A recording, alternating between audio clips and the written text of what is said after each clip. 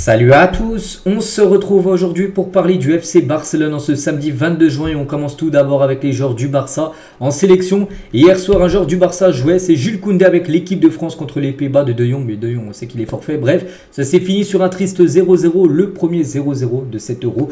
Donc Koundé a joué, il a joué tout le match entier, il a obtenu sa 30e sélection pour l'équipe de France, félicitations à lui. Donc globalement son match a été plutôt correct, je l'ai trouvé plutôt bon lors de cette rencontre.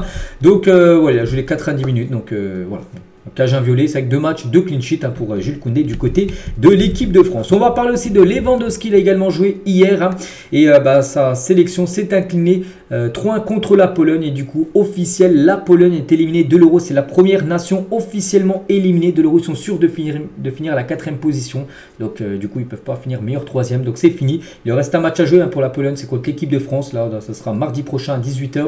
Donc voilà, c'est fini pour Lewandowski. Donc il aura joué seulement 30 minutes hier parce qu'il a déjà loupé le premier match, parce que lors du match, le dernier match de préparation, il s'était blessé, ça c'était un coup dur, il pouvait forfait le premier match.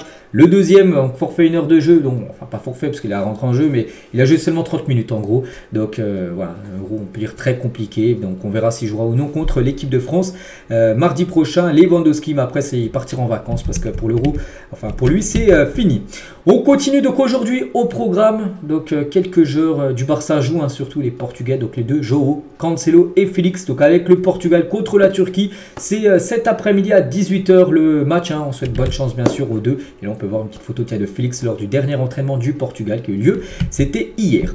Du côté de l'Espagne, Mundo Deportivo aujourd'hui, on peut voir Superstar, avec des joueurs, Nico Williams qu'on parle beaucoup, Lamine Yamal, Cucurella, ancien joueur du Barça. Et concernant bien sûr cette équipe espagnole qui est déjà qualifiée, l'Espagne qui est sûre d'être première, même s'ils perdent le dernier match contre l'Albanie, même si l'Italie gagne leur dernier match, l'Espagne est sûre de finir à la première position. Donc on pense que Luis de la Fuente va faire tourner. On voit des joueurs comme Nico Williams, Lamine Yamal, certainement aller sur le banc. Voilà, le dernier match, c'est pour du beurre. Pas de risque pris avant le 8e de finale là, qui sera important, où là on le reverra de nouveau titulaire. Et du coup, Fermin Lopez et Ferran Torres pourraient commencer titulaires. Donc les deux devraient être dans le 11 de départ. Pedri aussi pourrait souffler. Donc c'est pour ça que Fermin, il remplacera peut-être Pedro au milieu de terrain. Ferran remplacera peut-être au poste d'ailier droit. Je sais pas, Nico Williams, bon, même si je joue pas au Barça, je parle de Nico Williams comme si c'était un joueur du Barça, alors que pour l'instant il n'est pas encore au Barça, même si le Barça veut le joueur. Donc Lamine Yamal aussi devrait être sur le banc, les gars, lors de cette rencontre. On peut comprendre bien sûr le turnover de la sélection espagnole. Et pour revenir sur Nico Williams, que le Barça veut, et le Barça doit aller chercher ce joueur au vu de l'Euro qu'il fait et au vu aussi de la saison qu'il a réalisé du côté de Bilbao. Donc plusieurs clubs se sont renseignés sur Nico Williams ces derniers mois. Arsenal et Liverpool sont également intéressés, mais le Barça là sur sa liste restreinte, c'est-à-dire sa liste, c'est pas une option, c'est une priorité en gros.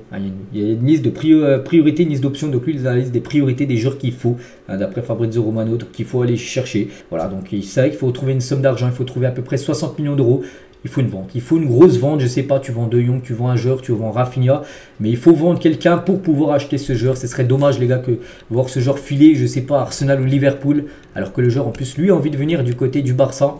Il a envie de jouer avec Lamine Yamal, j'ai déjà avec lui en sélection, il a envie de jouer avec Lamine Yamal au club, ce serait incroyable d'avoir ces deux joueurs-là, en plus de Lewandowski en attaque, saison prochaine.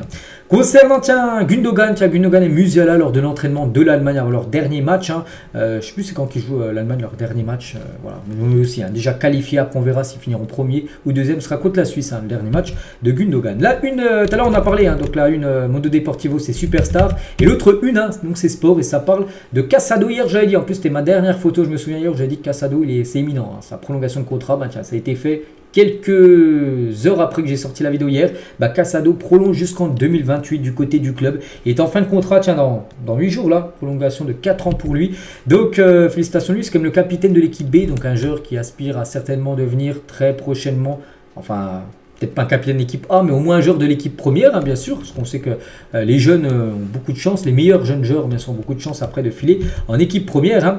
Donc on peut le voir avec le président Juan Laporta, tu as une photo qui date d'hier pour l'accord, et c'est un rêve devenu réalité pour moi maintenant que j'ai prolongé avec le Barça. Ce n'est pas facile ici car il y a toujours de très bons joueurs, il y a une concurrence très intense, mais comme je l'ai dit, la volonté d'atteindre la première équipe un jour est ce qui vous permet de continuer jour après jour, année après année, et maintenant cela a porté ses fruits.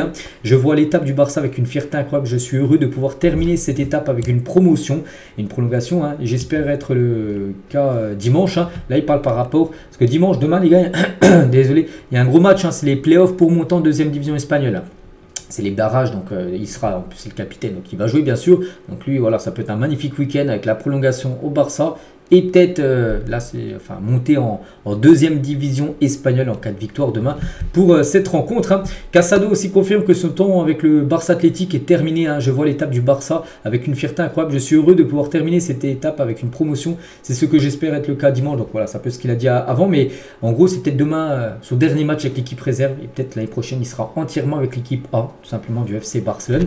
Marc Casado, très bon joueur. Hein. Et Hansi Flick a soigneusement étudié les équipes de jeunes de Barça ces derniers mois. La semaine dernière, il a assisté à un entraînement du Barça Athletic et a demandé à Rafa Marquez quel joueur il considérait comme le plus fiable de l'équipe. Marquez a mentionné Marc Casado, le capitaine de l'équipe B, comme j'ai dit, qui vient de prolonger là. Donc voilà, comme j'ai dit, il y a des chances déjà de le voir à la pré-saison, faire la tournée américaine. Il sera supervisé, puis s'il montre ce qu'il montre avec l'équipe B, il y a peut-être des chances de le voir intégrer le groupe pro. Ce serait mérité, bien sûr, pour ce joueur issu du centre de formation. Jérémy Frimpong, un joueur qu'on parle beaucoup, comme ces derniers jours, ces dernières semaines.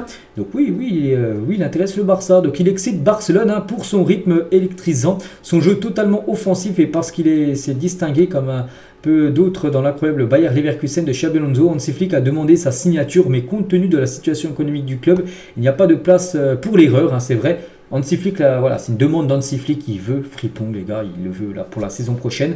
Donc voilà, il y a Nico Williams aussi qui pourrait venir, mais aussi Frimpong. Je ne sais pas s'il est en mode option priorité. C'est que ça serait un joueur qui serait magnifique, enfin très intéressant pour le club. Regardez, même Gérard Romero, quelqu'un très bien renseigné sur le club, il dit Frimpong est une priorité pour le Barça pour cet été. Donc voilà, le Barça pourrait bouger ses pions pour ce joueur.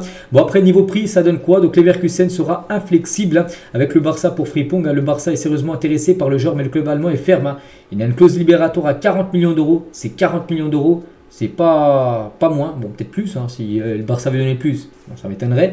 Mais voilà, c'est 40 millions d'euros. Voilà, le Leverkusen ne descendra pas à 30 millions d'euros après la saison qu'il vient de faire. Donc, le Barça est averti. Donc, voilà, par rapport à la somme qu'il faut débourser pour s'offrir Frimpong. Concernant Sergiño Dest, commencera à travailler sur sa récupération à Barcelone à partir du 1er juillet, la semaine prochaine.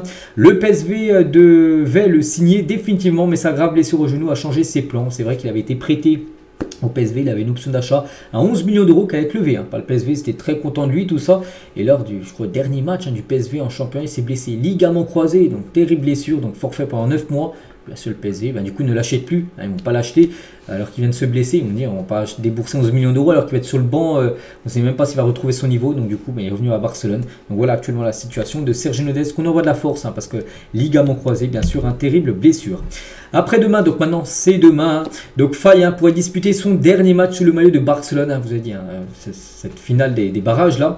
Donc, avant de déménager à Porto. Voilà, c'est peut-être demain son dernier match parce qu'on parle beaucoup de lui. Tiens, il y a quelques jours, là, une journée, le Mundo Deportivo, c'était marqué Venta imminente, donc en gros vente imminente de Faye du côté de Porto. J'ai vu le prix de 15 millions d'euros qui pourrait être vendu. Et le Barça aimerait mettre une clause de rachat dans le futur. Donc c'est dommage, parce que moi je trouve quand même qu'il a des belles qualités. Il aurait pu intégrer le groupe pro. Enfin, lui a donné au moins une chance. Il devrait être transféré du côté du Portugal. Hector Fort et Marc Guy ont terminé le dernier match du Barça Athletic avec une gêne, mais s'entraîneront normalement. Ils devraient être disponibles pour le match retour des barrages demain, j'ai dit. Un match hyper important. Lamine Yamal a offert sa propre maison à sa grand-mère et a également acheté une maison pour sa mère et son père. Donc voilà, maintenant vu qu'il gagne un gros salaire, Lamine Yamal. Donc voilà, un magnifique cadeau qu'il a pu faire à sa famille, à sa grand-mère, à son père, à sa mère. Donc incroyable. Et Lamine Yamal, toujours avec lui. Donc là, c'est par rapport, parce qu'il gagne aussi beaucoup d'argent avec le Barça, mais aussi avec son sponsor Adidas. Adidas qui paye cher pour sponsoriser le crack, bien sûr, Lamine Yamal. Donc Lamine Yamal a signé un contrat qui durera 10 ans avec Adidas. Le contrat s'élève à plus de 32 millions d'euros. Je ne sais pas si c'est par année. Je ne pense pas que ce soit par année. Peut-être sur les 10 années, il va toucher 3,2 millions d'euros par an. C'est déjà pas mal. Mais peut-être dans 10 ans, il va peut-être renégocier son contrat, peut-être dans le futur. Mais voilà, c'est pour ça qu'il a pu faire plaisir, bien sûr, à sa famille pour acheter, bien sûr, des maisons, des villas à son entourage. Félix, les gars, j'aime le Barça, mon souhait est de rester ici. On verra pour l'instant, là, il est focus sur, sur l'euro. Mais après, voilà, tout dépendra de ce que va vouloir aussi l'Atlético, un nouveau prêt que aimerait le Barça, de l'avoir encore en prêt comme c'est le cas là. Mais si l'Atlético demande à 80 millions d'euros, ça sera bien sûr hors de question. Et surtout si Nico Williams arrive, hein, je pense que si Williams vient les gars, Félix ça ne restera pas du côté du club. Il joue la même position, il est droit. Donc ça sera compliqué pour Félix d'avoir du temps de jeu. Iniesta ou Modric, hein, pour Pedri c'est Iniesta bien sûr, hein, donc petite info de Pedri, hein, désolé. Chelsea s'intéresse à Marc Guiu, hein, sa signature coûterait à Chelsea environ 6 millions d'euros, voilà, concernant le jeune joueur qu'on a vu quelques fois jouer avec l'équipe première. Marc Guiu, je crois que c'est l'attaquant, je crois qu'il joue en numéro 9, bref. Donc voilà, Chelsea intéressé, donc on verra ce qui va être décidé. Bon, je pense qu'il va rester bien sûr du côté du club. Marc Cucurella a quitté le Barça parce qu'il n'a pas convaincu Ernesto Valverde, parce qu'à l'époque il jouait du côté du Barça. Du coup, Ernesto Valverde, l'ancien coach, n'était pas satisfait de ses performances. Du coup, il avait été transféré, hein, perdant d'abord la rivalité pour le poste d'arrière gauche avec Miranda, puis après son retour de prêt de Eibar avec Junior Firpo. Hein, c'est vrai que chaque fois il a eu du mal, mais bon, là avec l'Espagne, bah, c'est un titulaire. C'est comme le titulaire défenseur gauche, hein, Marc Cucurella. Donc maintenant qu'il joue du côté du championnat anglais. Le père de Lamine Yamal avec les parents de Fermín López, voilà, de l'Euro bien sûr, hein, les familles aussi voilà, font match ensemble, donc voilà, la famille Lopez et la famille Lamine Yamal. Des négociations concrètes sont en cours avec le Bayern, et le Bayern a fait pression pour signer Xavi Simons, hein, lié au Barça, donc je parle de lui avec Bayern, tout ça, parce que le Barça bien sûr intéressé bien sûr par Xavi Simons, hein. Donc on parle d'un transfert aux 70 millions d'euros, donc voilà, pour le Barça qui aimerait aussi toujours l'avoir, hein, en prêt, bien sûr ce serait magnifique d'avoir Xavi Simons, mais voilà, il y a le Bayern aussi qui rentre dans la course, hein, pour essayer de s'offrir le joueur néerlandais. Balde est incertain pour la pré-saison, donc la pré-saison qui démarre, j'ai pas vu encore la date officielle, le Barça voilà, démarrera sa pré-saison le X jour, hein, normalement je pense que ça va être aux alentours du 15 juillet, et voilà, normalement il sera pas là, Balde, hein, qui avait été forfait là sur la deuxième partie de saison. Il s'est fait opérer, il devrait peut-être revenir peut-être après, peut-être de retour au mois d'août. Voilà, ça devrait être le retour peut-être de Balde. C'est encore trop juste, on peut dire, pour son retour. La même chose les gars pour Gavi, hein. Lui il devrait revenir en novembre prochain.